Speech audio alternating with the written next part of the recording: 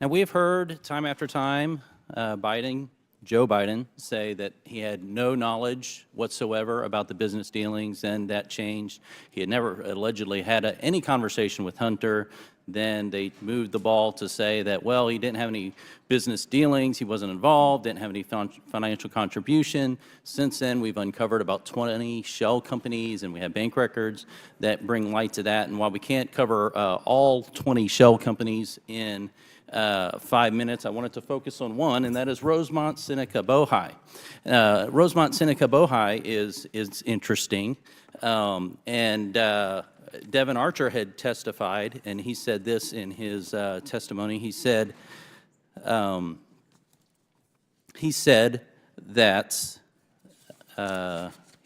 this entity, quote, was used as a common entity, owned 50-50 on a handshake deal between Devin and Hunter splitting these shares. Actually, that was your words, Mr. Galanis. Do you stand by those words? Yes, I do. And Devin Archer agreed with that. He said Hunter was a corporate secretary of RSB and had a handshake 50-50 ownership deal. Is that correct?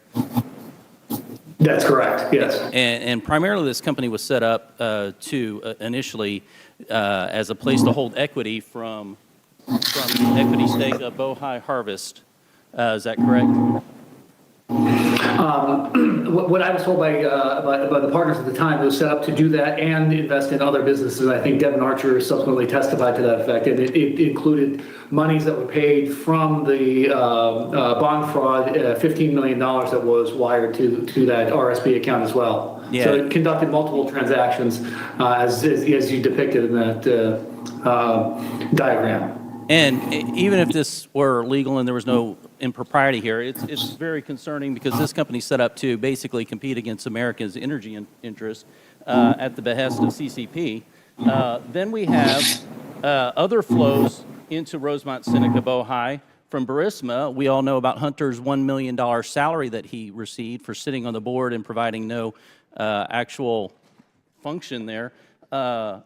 And so we have $1 million salary going through Rosemont Seneca to Hunter Biden. And then this is interesting. We have a meeting with Kazakhstani Kins Rekashev. And what gets me here is the $300 at the end of the $142,300 that goes into this. And then the next day went to a Porsche dealership for a car for Hunter Biden. Now, what's interesting about all this, of course, is that each of these not only flowed money through the shell companies to Hunter Biden, but each of them also involved important meetings with, of course, President Biden. And so on December 4th, we have coffee with Jonathan Lee, who was one of the members who started Bohai Harvest, and he was connected with the CCP. They were having trouble getting licensed to work because, of course, the CCP has to get permission for that, until Hunter flew over on Air Force Two with Vice President Joe Biden at the time. They met with Jonathan Lee. Hunter introduced him. Joe ended up writing a letter of recommendation to Jonathan Lee's daughter to get into college. And then we see that this relationship continues to be formed. Of course, in the Ukraine, we know that April 16th, 2015, Joe Biden had dinner with a Burisma official at Cafe Milano. Seemed to be a popular spot because Joe Biden also had dinner with Kins Rekashev there. All in flow to going here.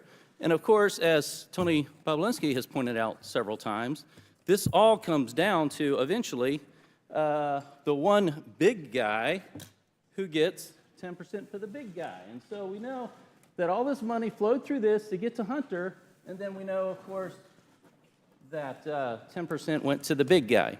So, Mr. Bobulinski, does this general pattern of Hunter offering foreign access to Joe Biden, Hunter gets paid, and then Joe gets a share of that, is that basically what the general practice across many of these shell companies were? Congressman, as I outlined, the big guys, clearly Joe Biden.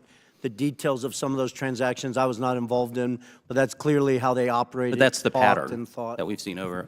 And Mr. Galanis, you said at the beginning that Hunter didn't really provide any sort of intellectual propriety asset value or anything of the sort, that his entire value was the brand. Is that correct? How did you state that? Yeah, we didn't rely on him for any work product other than delivering the Biden lift. The Biden lift.